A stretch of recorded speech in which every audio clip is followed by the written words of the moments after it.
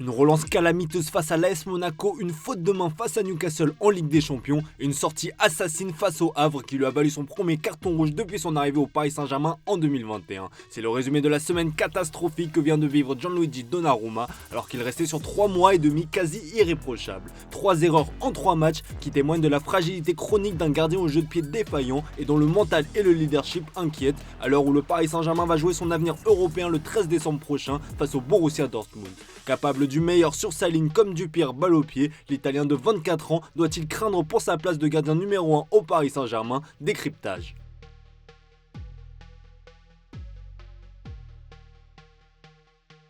Le contraste est saisissant. Rentré en lieu et place d'un Gianluigi Donnarumma expulsé pour un pied haut et une mauvaise lecture de jeu, Arnaud Tenas a brillé sur sa ligne face au Havre, mais aussi balle au pied. Pour sa première en tant que professionnel, le portier espagnol a livré une véritable masterclass en réalisant pas moins de 7 arrêts. C'est le plus haut total pour un gardien entré en jeu depuis Anthony Maisonial avec l'AS Saint-Etienne contre Lorient en 2016 selon Opta. Vous l'imaginez bien, le principal intéressé n'a pas pu cacher sa joie après la rencontre. Yo estoy pensando en el partido de la semana que viene y ya está. Yo estoy muy contento en el PSG y ya está. Y si me dan partidos a jugar, jugaré. Pero yo aquí estoy muy contento, estoy trabajando mucho y aprendiendo mucho de este equipo que es de los mejores del mundo. S'il est évidemment bien trop tôt pour s'enflammer, Arnaud Tenas va avoir l'occasion de prouver sa valeur dès ce week-end face au FC Nantes avec la suspension de Donnarumma. Son coach Luis Enrique, qui a milité pour sa venue en provenance du FC Barcelone, a d'ailleurs tenu à le féliciter pour son baptême de feu réussi. Arnau lo conozco perfectamente porque ha sido internacional con la selección española sub-21 y ha incluso venido convocado con la selección absoluta cuando yo estaba de seleccionador. Es un jugador que se adapta perfectamente a la idea de fútbol que buscamos los equipos que jugamos desde atrás y es un portero que en este caso, en la situación en la que está él,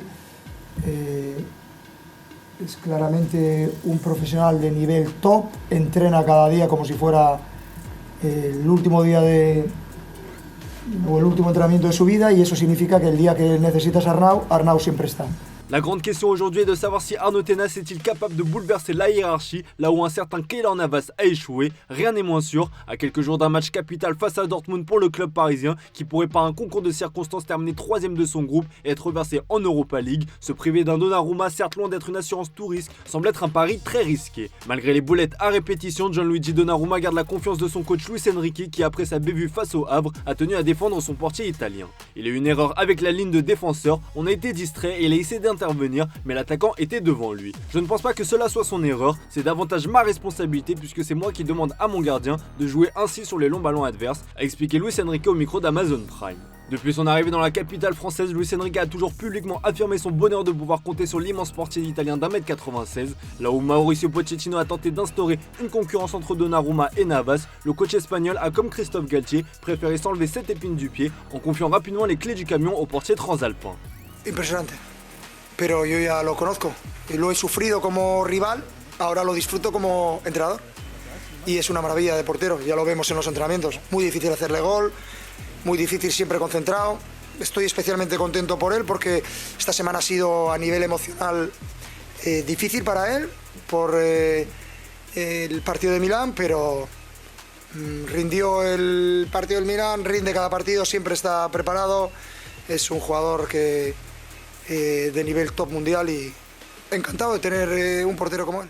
Si Gianluigi Donnarumma a rendu la confiance à son coach depuis le début de la saison, le portier italien retombe dans ses travers. S'il fait incontestablement partie des meilleurs gardiens sur sa ligne, ses trous d'air et ses sauts de concentration peuvent devenir rapidement handicapants pour ses coéquipiers et son équipe. Tous les supporters parisiens gardent en mémoire sa grossière erreur de relance face à Karim Benzema et au Real Madrid en 8ème de finale retour de Ligue des Champions. Une erreur fatale qui a révélé au grand jour son point faible, son jeu au pied mais aussi sa lecture du jeu et son mental dans les grands rendez-vous importants. Promu au rôle de titulaire depuis son arrivée libre en provenance de l'AC Milan en 2021, celui qui est annoncé comme le digne successeur de Gianluigi Buffon est loin de faire l'unanimité. D'ailleurs, l'ancien gardien du PSG et légende vivante à son poste a tenu à défendre son poulain, je vous laisse écouter.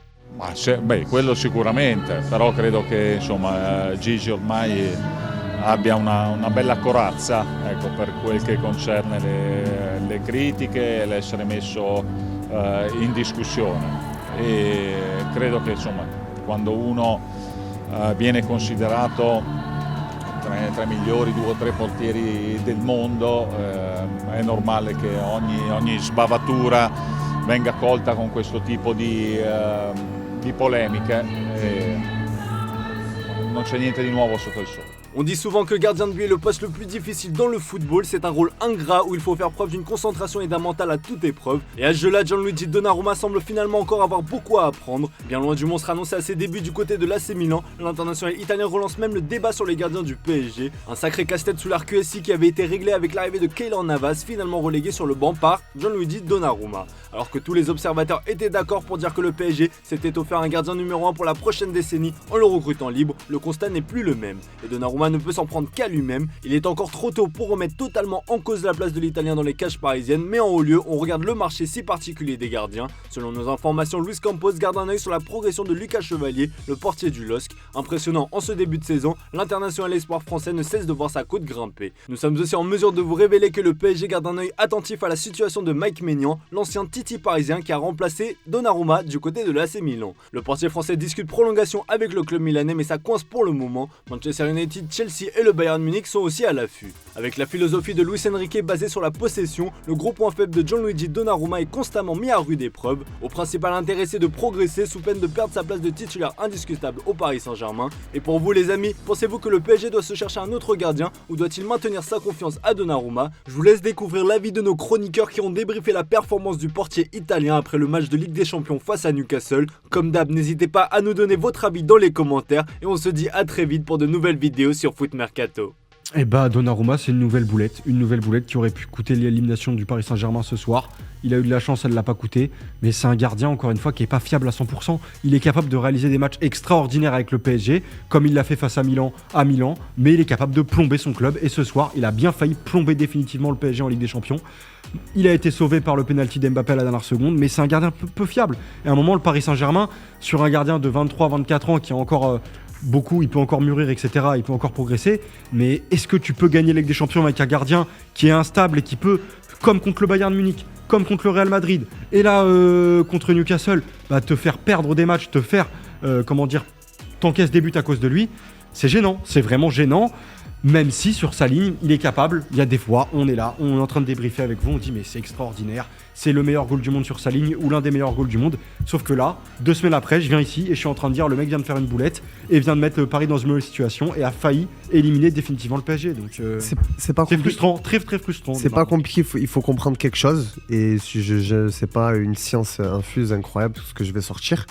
Tu veux gagner une grande compétition, peu importe laquelle, il te faut un bon attaquant et un bon gardien. Ça, c'est un grand gardien. Le grand classique. Oui, c'est Et en général, classique. il faut une colonne vertébrale. Oui, bon, la colonne vertébrale. Et un d'accord. latéral. Mais là, à l'heure actuelle, le PSG a beau avoir une équipe extraordinaire, avec Donnarumma, tu gagneras pas.